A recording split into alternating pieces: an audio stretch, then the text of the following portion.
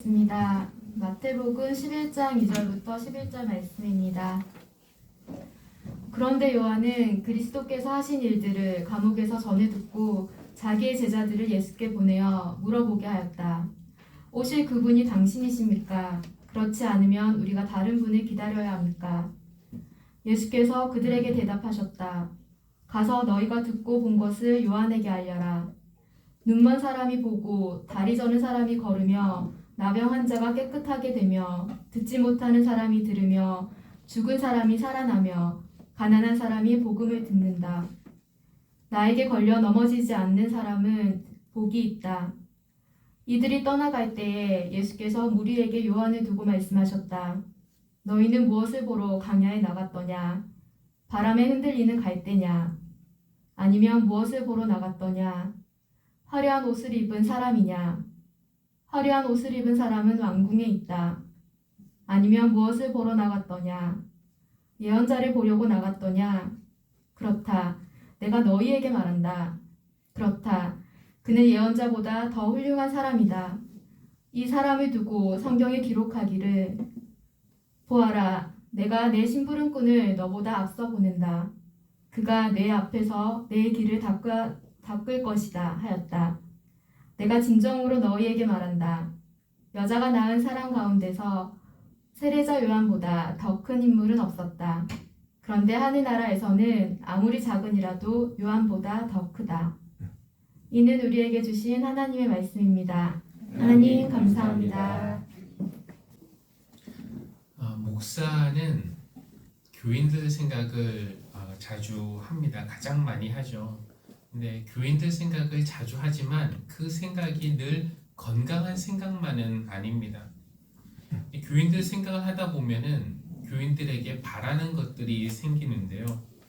목사가 영적으로나 심적으로 건강할 때, 그러니까 자신의 문제로 뭔가 불안하거나 두렵거나 초조하거나 이러지 않을 때, 그럴 때, 초조할 때, 그럴 때 주로 교인들에게 원하는 것은 뭐 순종, 헌신, 충성, 뭐 이런 것들입니다. 누군가를 생각하면서 저분이 좀 더 헌신하면 좋겠다. 저분이 좀 더 교회에 자주 오시고 출석하면 좋겠다. 근데 이것이 언뜻 보면은 교인들을 위한 것 같지만 사실은 목회자 자신을 위한 것입니다. 그러나 목회자가 영적으로 건강할 때, 하나님으로 인해서 영혼의 만족이 있을 때는, 그럴 때는 교인에게 원하는 것이 사실 딱 한 가지밖에 없어요. 그것은 바로 기쁨입니다. 저는 여러분이 기뻐하시면 좋겠습니다. 교회 때문에 기쁘고, 예수님 때문에 삶이 기쁘고, 또 예배드리는 것이 기쁘면 좋겠습니다. 하기 싫은데도 기쁨 없이 교회를 위해서 뭔가 억지로 하는 것보다는 사실 아무것도 안 하셔도 그냥 기쁘게 산다면 그것이 사실 교회를 더 위하는 일이기도 합니다. 이것은 부모가 자녀에게 갖는 마음과 비슷한 것인데요. 부모인 우리에게 해결되지 않은 어떤 상처, 그렇죠? 채워지지 않은 욕구, 극복하지 못한 그런 열등감 등이 있을 때 우리는 자녀에게 엉뚱한 것을 바랍니다. 부모 대신 우리 자녀가 좀 성공해 줬으면 좋겠고, 내가 못 간 그 좋은 학교, 내가 못 간 그 좋은 직장, 자녀들이 얻어서 부모를 자랑스럽게 해주면 좋겠고, 사회에서 나에게 채워지지 않은 것, 그 자식들이 좀 대신 채워주기를 바랍니다. 그런데 그런 것들이 자식에게는 상당히 큰 부담이 되는 것이죠. 그러나 부모가 영적으로나 심적으로 평안하고 건강한 상태에 있을 때는 사실 자녀에게 바라는 것은 딱 한 가지밖에 없습니다. 사랑하는 우리의 자녀들이 기쁘고 그들에게 주어진 그 삶을 기쁘고 행복하게 사는 것입니다. 예수님은 제자들에게 무엇을 원하셨을까요? 뭐 여러 가지로 말할 수 있지만 정말 제자들에게 원하셨던 것 중에 하나가 기쁨이었습니다. 화면 한번 보면은 요한복음 16장에서는 구하여라, 제자들에게 구하여라, 그러면 너희가 받을 것이다. 그래서 너희의 기쁨이 넘치게 될 것이다. 이렇게 예수님이 말씀하기도 하셨고요. 또 17장에서 마지막 기도를 드리실 때에 이 땅에서의 마지막 기도 제자들 위해서 드리실 때에 아버지 나는 이제 아버지께로 갑니다. 내가 세상에서 이것을 아뢰는 것은 내 기쁨이 제자들 그들 속에 차고 넘치게 하려는 것입니다. 예수님 안에 있던 하나님으로 인한 그 기쁨이 제자들에게도 있게 하고 싶어서 예수님이 지금 기도를 드리시는 거예요. 바울도 많은 교회를 세웠는데 그 교회, 자기가 세운 교회의 교인들이 어떻기를 원했는가? 다음 페이지 한번 보면요. 주님 안에서 항상 기뻐하십시오. 다시 말합니다. 기뻐하십시오. 이렇게 기쁨을 원했어요. 그래서 목회를 하다가 어떤 교인이 저는 요즘에 참 기뻐요. 참 감사하고 좋아요. 이렇게 말하는 것을 들으면은 그 말은 목회자 귀에는 음악과 같이 들립니다. 그래서 하나님께서 여러분에게 어떤 지속적인 차원이 다른 그런 기쁨을 주시기를 바랍니다. 그러나 혹시나 여러분 마음에 요즘 기쁨이 사라졌다면 그 기쁨이 회복되기를 그래서 마음속에서부터 샘솟는 그런 기쁨의 샘이 터지기를 기도하는 마음으로 오늘의 말씀을 전합니다. 오늘 대림절 셋째 주일인데요. 그러고 보니까 초를 켜지 않았네요. 대림절 초를 잠깐 켜도록 하겠습니다. 첫 번째 초는 소망의 초, 희망의 초였고요. 두 번째 초는 평화의 초, 그리고 오늘 켜는 세 번째 초는 기쁨의 초라고 할 수 있겠습니다. 우리는 주님의 오심을 계속해서 기다리고 있는데 이 기다림에도 여러 종류가 있습니다. 어떤 기다림은 간절함이고 어떤 기다림은 두려움에서 기다리는 경우도 있죠. 어떤 기다림은 답답함이기도 합니다. 성경 안에도 여러 기다림의 이야기를 들을 수 있는데요. 노아도 기다렸죠. 40일 밤낮으로 비가 왔고 그 물이 지구를 덮고 있던 기간이 150일이었다고 하는데 방주에 타고 있던 그의 가족 8명과 또 동물들 제외한 모든 생명이 지구에서 죽어가는 것을 보면서 노아는 이 모든 것이 끝나기를 얼마나 간절히 기다렸겠습니까? 그러니까 노아의 기다림은 간절함이었다고 말할 수 있겠고요. 모세가 시내 산에 올라가서 하나님의 말씀을 받으러 올라갔을 때 백성은 모세가 다시 내려오기를 기다렸습니다. 그들을 구원해 주신 하나님에게서 우리의 지도자 모세가 어떤 메시지를 받아올까? 그런데 아무리 기다려도 모세가 내려오지 않는 겁니다. 그러니까 처음에 올라갈 때 40일 후에 내려오겠습니다. 이렇게 말하고 올라간 것이 아니었거든요. 그러니까 오늘 올까? 내일 올까? 그런데 한 달이 지나도 내려올 생각을 안 하는 겁니다. 그래서 처음에는 어떤 말씀을 가지고 내려올까 설레는 마음으로 기다렸지만 이 기다림이 지연되자 그 설렘은 두려움과 불안으로 바뀌었습니다. 이거 이러다가 안 오는 거 아닌가? 우리에게 지도자가 사라진 것은 아닌가? 하는 그런 두려움. 그런가 하면 기다림 중에는 답답한 기다림도 있습니다. 욥의 경우 자기에게 일어난 이 고통을 이해할 수가 없었어요. 그래서 하나님 왜 이렇습니까? 아무리 여쭙고 기다려도 하나님은 침묵만 하셨어요. 그러니까 욥의 기다림은 답답한 기다림이었습니다. 성경에 나오는 대부분의 그런 기다림의 이야기들을 들어보면은 그 기다림이 짧지가 않아요. 깁니다. 기다림의 끝은 더디 오는 것 같지만 그래도 결국은 그 기다림이 끝이 납니다. 그리고 대부분 기다렸던 사람들은 얻는 것이 있는데 그들이 얻는 것이 바로 기쁨이었습니다. 기다림 끝에 얻는 기쁨. 아브라함과 사라도 아들을 얼마나 오랫동안 기다렸습니까? 그들은 그 이삭을 얻은 후에 정말 기뻐할 수 있었어요. 아들을 얻은 기쁨을 웃음이라는 뜻을 가진 이삭이라는 이름을 지어주면서 그 기쁨을 새겼습니다. 그러니까 아브라함과 사라도 긴 기다림이 있었지만 그 기다림 끝에 기쁨이 있었어요.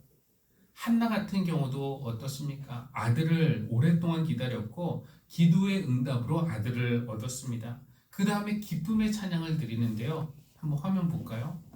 주님께서 나의 마음에 기쁨을 가득 채워주셨습니다. 그러면서 내 기쁨이 큽니다 하면서 하나님을 찬양합니다. 근데 이런 성경에 나오는 인물들을 보면은 대부분의 사람들은 기다림 끝에 기쁨을 얻었어요. 그러나 기다렸고 기다린 것을 얻었지만 기뻐하지 못한 그런 사람이 한 명 있는데 오늘 마태복음에 나오는 바로 세례자 요한이었습니다. 우리는 이 예수님의 사역이 확장될수록 그를 지지하고 다른 사람들 늘었지만 반대로 그를 반대하고 또 의심하는 사람도 많아졌다는 것을 알고 있습니다. 그런데 당혹스럽게도 예수님을 가장 먼저 의심한 사람이 다른 사람도 아닌 세례 요한이라니 참 아이러니합니다. 이상하죠. 예수님의 오심을 가장 적극적으로 준비했던 사람이 세례 요한 아니었습니까? 그런데 어떻게 세례 요한이 이럴 수가 있습니까? 오늘 마태복음에 보니까 감옥에 갇혀있던 세례 요한은 자기 제자들을 예수님에게 보내서 이렇게 묻게 합니다. 화면 한번 볼까요? 오실 그분이 당신이십니까? 그렇지 않으면 우리가 다른 분을 기다려야 합니까? 그러니까 이 예수라는 분이 정말 하나님이 보내신 그리스도, 구세주, 구원자이신가? 라는 그런 질문인데요. 이런 질문은 2000년 전에도 있었고 오늘날도 사람들이 하는 질문이죠. 근데 유대인들은요. 처음부터 나사렛 출신인 예수가 하나님이 보내신 메시아가 아니다. 메시아일 리가 없다라고 말했습니다. 이 다윗의 후손으로 오시는 분이 메시아일 텐데 아무 상관도 없는 나사렛에 태어나신 분이 메시아일 리가 없다라고 하면서 그들은 예수가 메시아인 것을 부정했어요. 유대인들은. 또 같은 하나님을 믿는다고 하는 이슬람에도 그 이슬람에도 예수라는 사람이 등장을 합니다. 그러나 이슬람이 말하기를 예수라는 사람은 하나님의 많은 그 예언자들 중에 한 명일 뿐이지 하나님의 아들은 아니라고, 그리고 그 예언자들 중에 가장 최후의 그 결정적인 예언자가 그들이 섬기는 그 모하메드라고 그렇게 말을 하죠. 또 나사렛 예수가 그리스도가 아니라 내가 하나님의 아들이다, 내가 그리스도다라고 주장하는 이단은 예전에도 많았고 오늘도 있고 미래에도 없어지지 않을 겁니다. 근데 이런 사람들이 뭐 유대인들이나 이슬람 사람들이나 이런 이단들이 예수님을 인정하지 않고 못 알아보는 것은 우리가 이해할 수 있어요. 그러나 세례자 요한이 그랬다는 것은 사실 충격적입니다. 그가 생전에 예수님을 못 봤다면 모를까? 그것도 아니었어요. 예수님이 세례받으러 세례자 요한에게 요단강으로 나오셨을 때에 요한이 뭐라고 말했습니까? 내가 선생님께 세례를 받아야 할 터인데 선생님께서 내게 오셨습니까? 라고 말했던 사람이 요한 아니었습니까? 또 예수님이 세례를 받고 요단강에서 올라오실 때에 하늘이 열리고 하늘에서 음성이 들리는 것, 이는 내 사랑하는 아들이다, 내가 그를 좋아한다라는 소리를 세례자 요한도 듣지 않았습니까? 또 요한복음에 의하면은 요한은 자기의 제자들에게 예수님이 지나가시는 것을 볼 때에 봐라, 세상 죄를 지고 가는 하나님의 어린 양이다 라고 말했던 사람이 요한이었어요.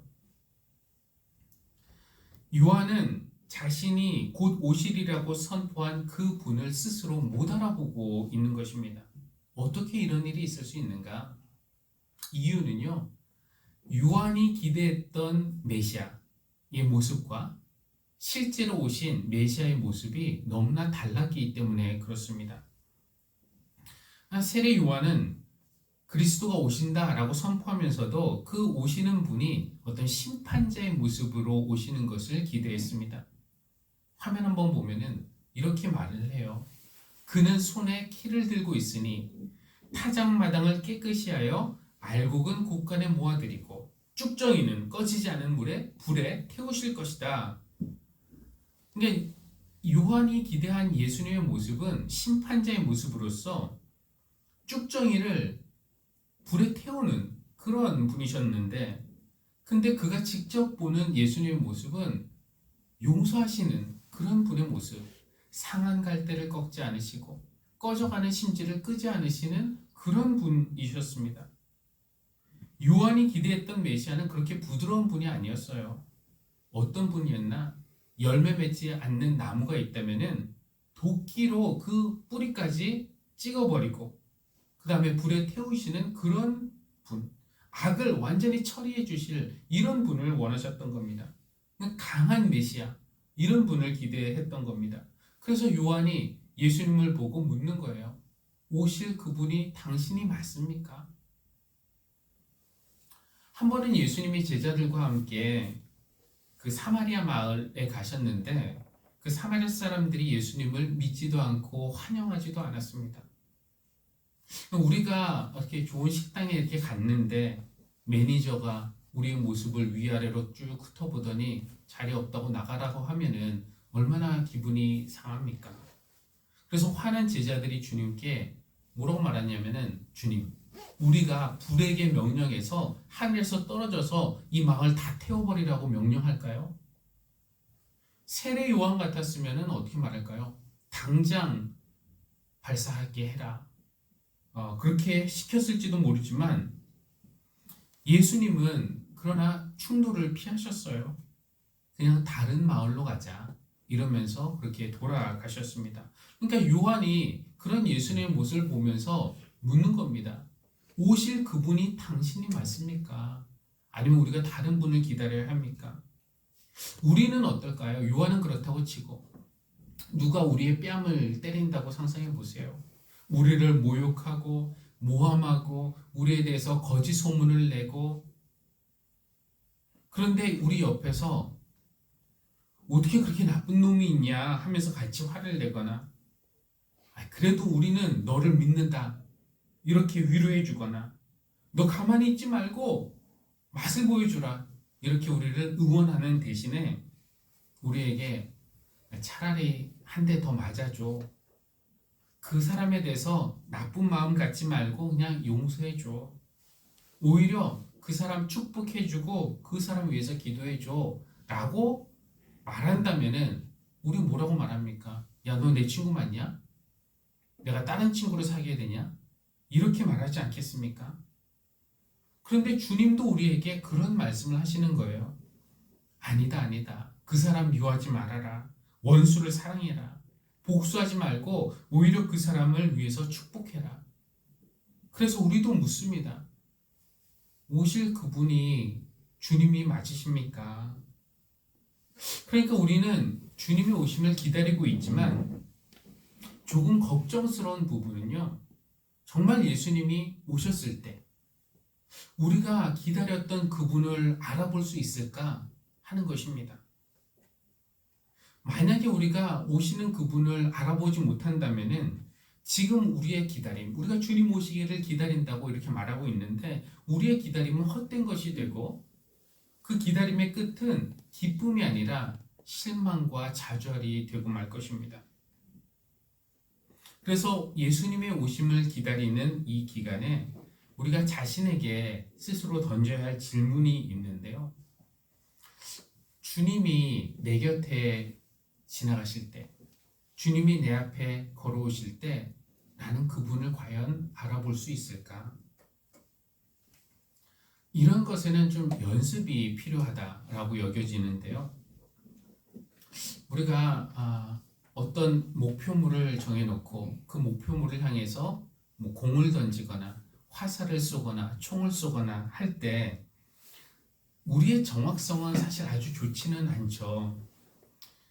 근데 만약에 이제 공 던지는 게 아니라 어떤 미사일을 쏴야 되는데 단지 우리의 눈과 우리의 몸으로 조준해서 그 미사일을 쏴야 된다면은 그 실패할 확률이 훨씬 더 높을 것입니다.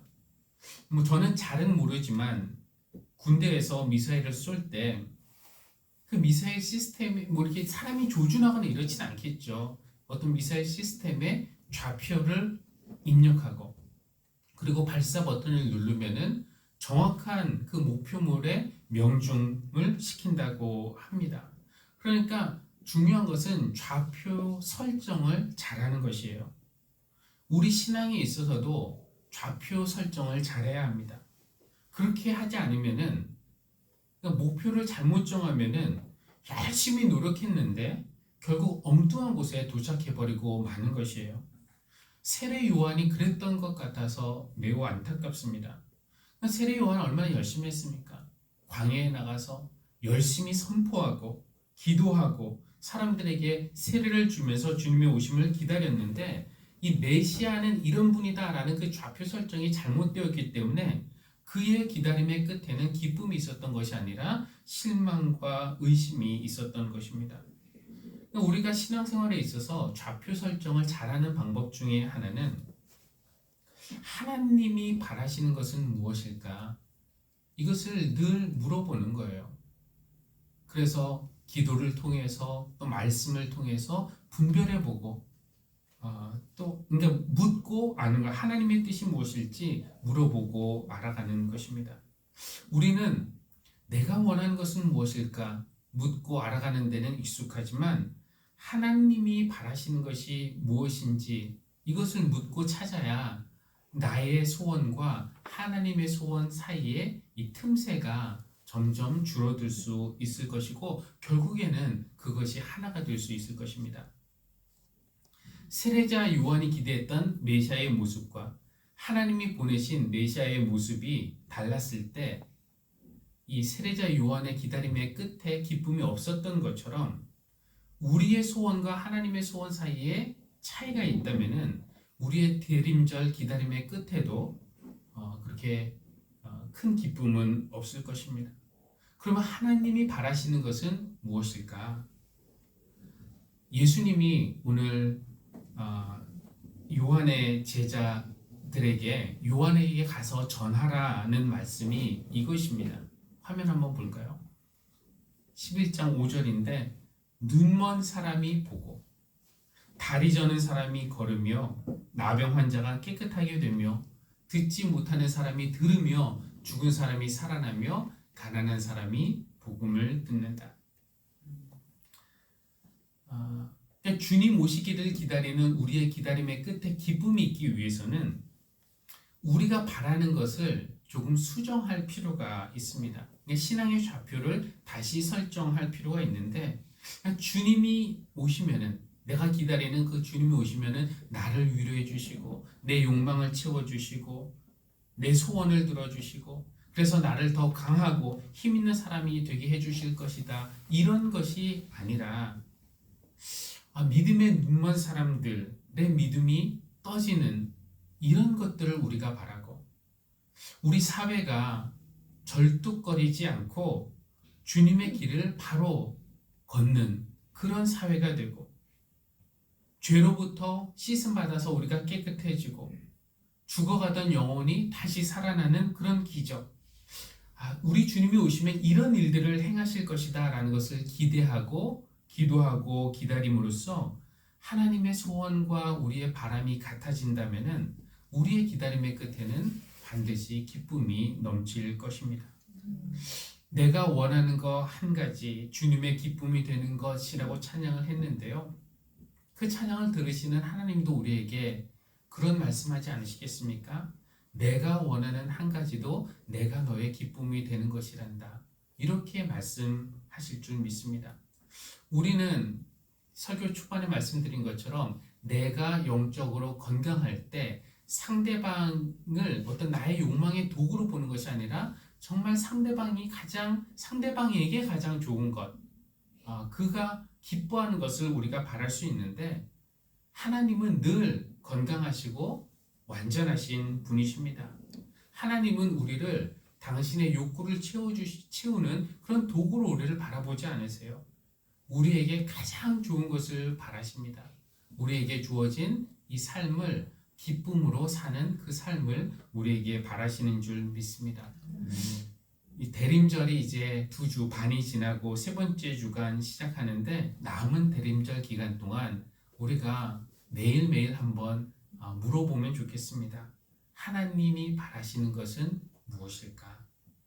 그래서 하나님이 바라시는 것이 무엇인지 깨닫고 나의 소원도 하나님의 소원과 조율하고 그래서 하나님과 함께 같은 것을 바라고 원하고 기도하는 그런 우리가 될 때 우리 기다림의 끝에는 큰 기쁨이 있을 줄 믿습니다. 그 기쁨이 우리에게 차고 넘치기를 바랍니다.